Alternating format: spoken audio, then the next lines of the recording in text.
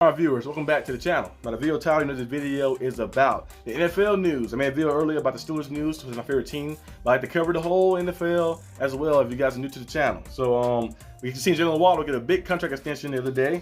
$84.8 million extension for 3 years. I think it was 3 or 4 years. And then $76 million guaranteed. He's the 4th highest paid receiver. And you look at his numbers, he's been out there and played very good. You know, very good player. When he first got in the league, he was very good. I think he broke the rookie record for most catches by a rookie in the season. The one that was held by Jarvis Landry. I think somebody broke his record though. I think Justin Jefferson. Somebody broke his record though. I think. But he went out there. No, Cooper Kupp broke it. Yeah, not Cooper Kupp. Puka Nacua broke the record last year. But Waddle had the record at first. Amazing player. Amazing player. Versatile. He was the #1 guy before Tyreek Hill got there and did pretty good. And then now he's the #2 guy. He's doing very good. And they have a super offense. You look at Jonas Smith, Tyreek Hill, Waddle. They got Odell Beckham now, Raheem Mostert, Devon Achane. They got all type of guys. They have guys who are just speed burners, you know, speedsters. And Tua Tagovailoa is pretty good too as well, of course. He's still looking to get paid as well. So we're gonna see what happens with his contract negotiation and stuff. But I think Waddle getting that contract extension is very good, but it's also going to open up a lot for a lot of other receivers. You see, Waddle got his, Devontae Smith got his a few weeks back. I think it was like $75 million extension, and then AJ Brown got one too, I think. And then you look at who else left? And then you got Brandon Ayuk. Still got to get his. Deebo Samuel. They're gonna see what's going on. Maybe try to extend him even longer. CeeDee Lamb is the big one that should be happening. Justin Jefferson is a huge deal. It's going to happen too as well.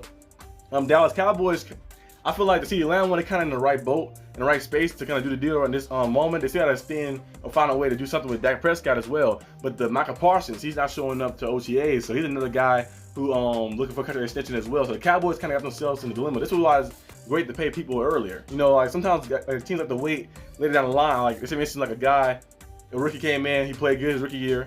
His second year he played good as well. By year 3, I'm paying him. I'm paying him by year 3. Like at the end of year 2, before year 3 start, I'm paying him right there. Because if he go out there and dominate again, then that last year in his deal, he might say, I'm just gonna play it out, and then hit free agency. Then you have to like match whatever the market is giving them.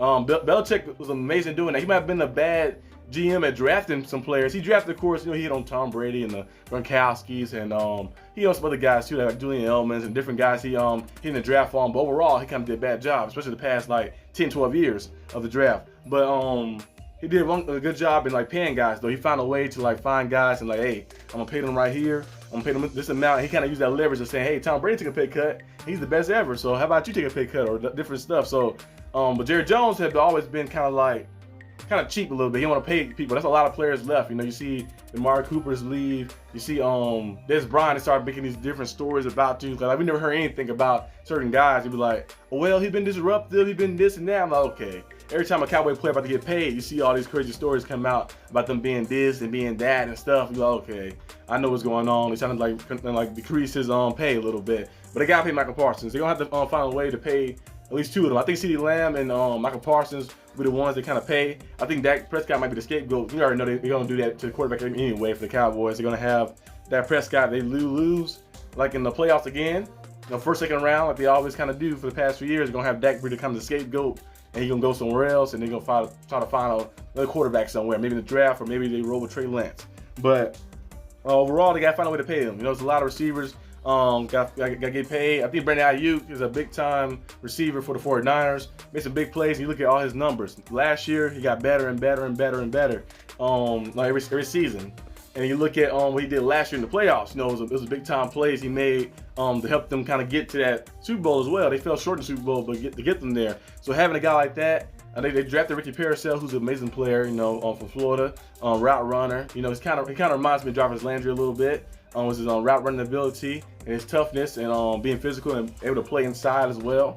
But they need another guy too as well. So Brandon, you got to be the guy to keep. He's 25 years old, so he's still very young.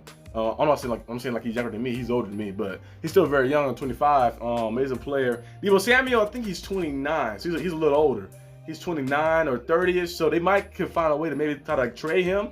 He probably have a good market. The injuries kind of catch him to him in the past few years, but he's still a very good player when he's healthy and out there on the field. I think the 49ers gonna figure it out before the season start. Just like the Vikings got to figure it out before the season start as well, because Justin Jefferson is gonna be getting paid some big money. It might be like 30 million plus, 35 mil or something. It's gonna be something close. He may be the highest paid non-quarterback ever.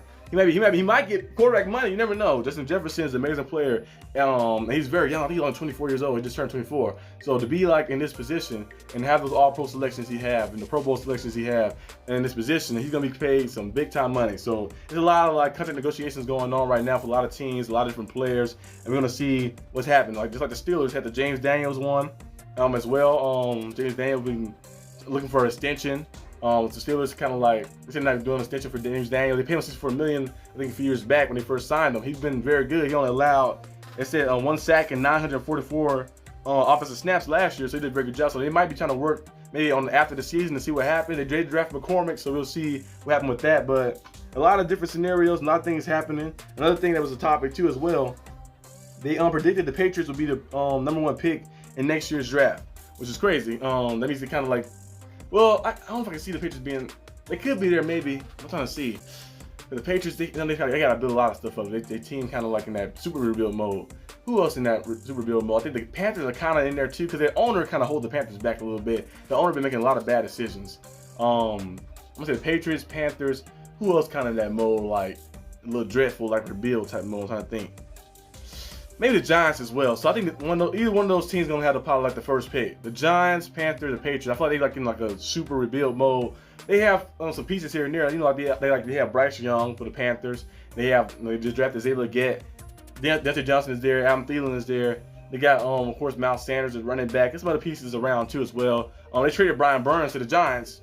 But the Giants got some pieces like I mentioned on Brian Burns, and they got Jalen Hyatt, the receiver. I think it's Hyatt. Yeah, Jalen Hyatt. We have Malik Neighbors they drafted, but they still have a lot of things to do. You know, I feel like they kind of like a little like levels below the other teams around the league, so they might be the teams up there for the first pick. I do like Drake May a lot. I like Drake May. I think Drake May gonna do a good job. The Patriots, but I feel like the Patriots got too many like holes on the team to try to like fix and figure out. But we're gonna see what happens. It's 98 days until the kickoff for the NFL season. I'm very pumped up to see what happens. Been watching a lot of these basketball games. Most likely the Mavericks gonna be the one to get to the finals, and then basketball season we get to the finals and it ends, and we get back to football, college football, then NFL football, and everything start going. So I'm very excited. Sports been heating up. Seeing like especially a lot of new faces, young faces, kind of like becoming the new faces of the league. Like being part of that change, generational change. So it's very exciting to see. So let me know in the comments down below what you guys think about the NFL news and the updates and the topics I discussed. And I'll see you guys next time on the channel. Peace out.